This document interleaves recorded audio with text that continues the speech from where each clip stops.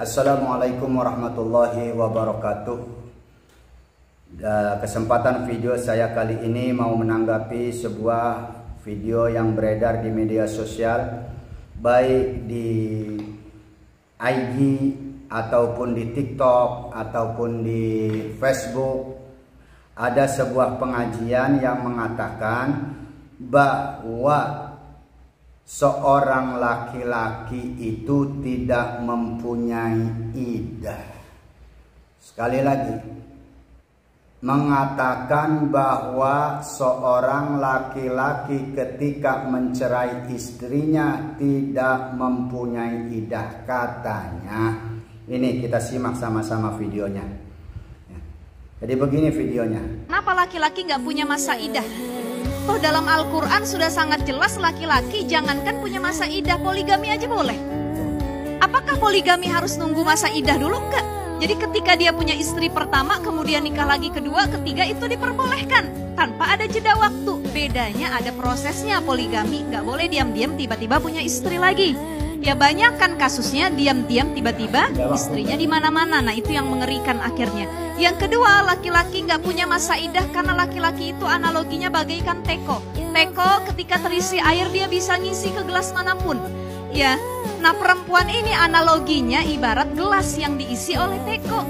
Kalau misalkan satu gelas itu dicampur kopi, dicampur teh, dicampur jus dan sirup dan lain sebagainya, otomatis rasanya itu pasti membingungkan. Ini sebenarnya produk apa sih gitu? Rasa apa sih? Nah analoginya seperti ini. Sudah dengarkan? Sudah dengar sama-sama? Ternyata orang ini menghukumi sesuatu dengan analogi, dengan logika.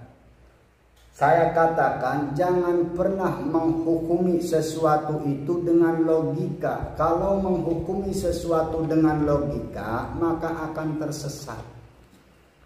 Jadi di sini saya mau meluruskan. Bagaimana ketika seorang laki-laki mencerai istrinya, apakah seorang laki-laki itu memiliki iddah? Maka saya katakan laki-laki itu memiliki iddah dalam dua hal. Keterangannya yaitu ada di kitab Ihanatul Thalibin, juznya juz keempat, halaman 37. Sebelum saya baca, saya kasih tahu dulu bahwa masalah iddah. Apa sih itu iddah? Iddah itu ialah apabila seorang perempuan dicerai suaminya, maka seorang perempuan tersebut tidak boleh nikah lagi kalau belum habis iddahnya. Kalau perempuan itu dicerai suaminya, iddahnya itu ialah 3 kali sucian atau 3 kali haid. Kalau sebelum 3 kali haid, maka seorang perempuan itu tidak boleh nikah lagi. Itu kalau iddahnya iddah cerai. Bagaimana kalau iddahnya iddah wafat? Seorang perempuan ditinggal mati suaminya.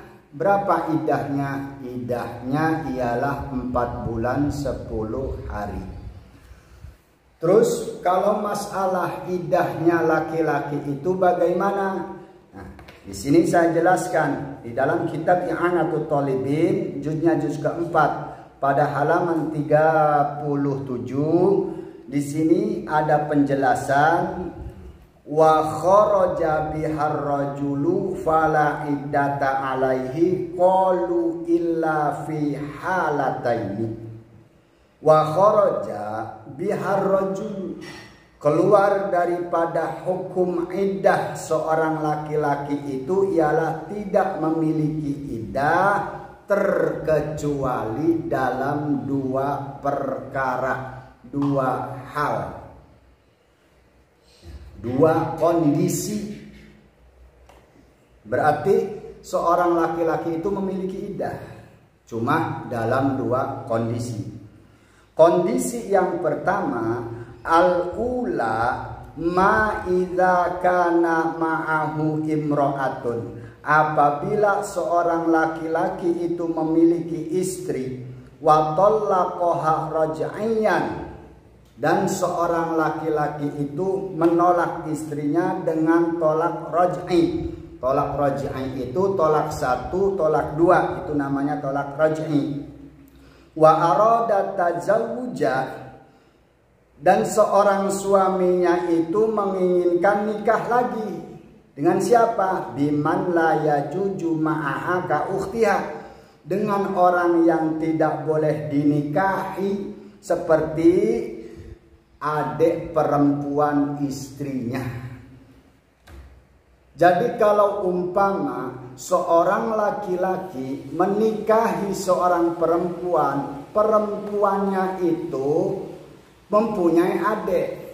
Ketika seorang laki-laki itu menceraikan istrinya, mau nikah dengan adik istrinya, maka seorang laki-laki tidak boleh langsung menikahi adiknya, tunggu iddah dulu, yaitu 3 kali sucian istri yang dicerai tersebut.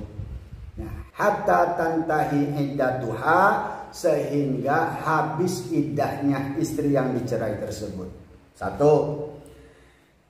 Asaniyatu, yang kedua, ma idza kana ma'ahu arba'u zaujatin, apabila seorang laki-laki memiliki 4 istri, wa tallaqa wahidatan minhunna raj'iyan, dan seorang laki-laki tersebut menalak istrinya 1 dari 4 tersebut, ditalak 1, ya, dicerai 1 raj'iyan, dengan talaknya talak raj'i. Wa arada tazawuja bi khamisatin, dan seorang laki-laki tersebut mau nikah lagi dengan orang lain, fala yajuju jam'uha lahu dzalika fil halatainil madhkurataini illa ba'dan qida'il iddati. Tidak boleh nikah lagi nunggu istri yang dicerai tersebut iddahnya habis dulu. Jadi kesimpulannya begini, biar jelas. Seorang laki-laki itu memiliki iddah dalam 2 kondisi. Kondisi pertama, seorang laki-laki apabila menikahi seorang wanita, wanita tersebut mempunyai adik perempuan. Kata Ki Jaid, oh kok ini cakep adiknya ya, saya tolak aja kakaknya, mau nikah adiknya. Nah, ketika Ki Jaid menolak kakaknya itu, ya, mencerai kakaknya, Ki Jaid tidak boleh langsung menikahi adiknya, tunggu iddah dulu. 1. Yang kedua, apabila Ki Jaid mempunyai 4 istri, kemudian Ki Jaid itu mau nikah lagi, menurut syariat Islam, orang Islam, seorang laki-laki tidak boleh istrinya lebih dari 4. Terus bagaimana kalau mau nikah lagi? Maka harus dicerai salah satu dari istrinya.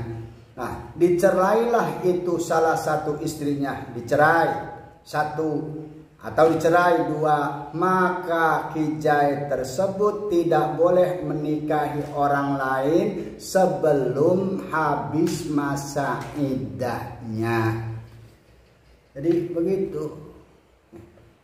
Jangan anggap seorang laki-laki itu tidak mempunyai iddah. Laki-laki itu mempunyai iddah. Kalau tidak mempunyai iddah, ya, nanti akan bermunculan walid-walid baru.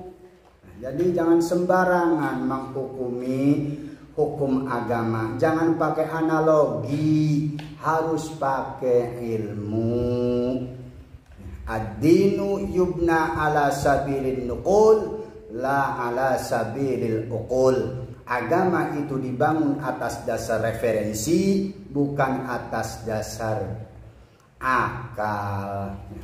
Terus alasannya kenapa sih ketika seorang suami mencerai kakaknya, mau menikahi adiknya itu harus menunggu iddah dulu. Karena kalau talaknya talak raj'i, ketika seorang laki-laki menalak kakaknya mau menikahi adiknya dengan talaknya talak raj'i, ya, itu kenapa harus menunggu iddah? Karena kalau sebelum iddah itu termasuk mempoligami kakak beradik. Itu alasannya. Yang kedua, kenapa seseorang itu mempunyai istri 4 ketika yang satu dicerai, mau nikah lagi biar 4 lagi? Kenapa harus nunggu iddah dulu? Karena kalau sebelum iddah, ketika langsung menikahi orang lain, itu sama saja orang tersebut mempunyai istri 5. Itu elatnya. Mudah-mudahan bisa dipahami. Jadi sekali lagi saya katakan, jangan sembarangan menghukumi hukum syariat, dan jangan sampai kita ini belajar ilmu dari media sosial, ternyata banyak ilmu yang menyimpang, yang keluar daripada hukum-hukum syariat yang ada di media sosial itu, ternyata hukumnya keluar daripada ilmu-ilmu agama. Sekian, wassalamualaikum warahmatullahi wabarakatuh.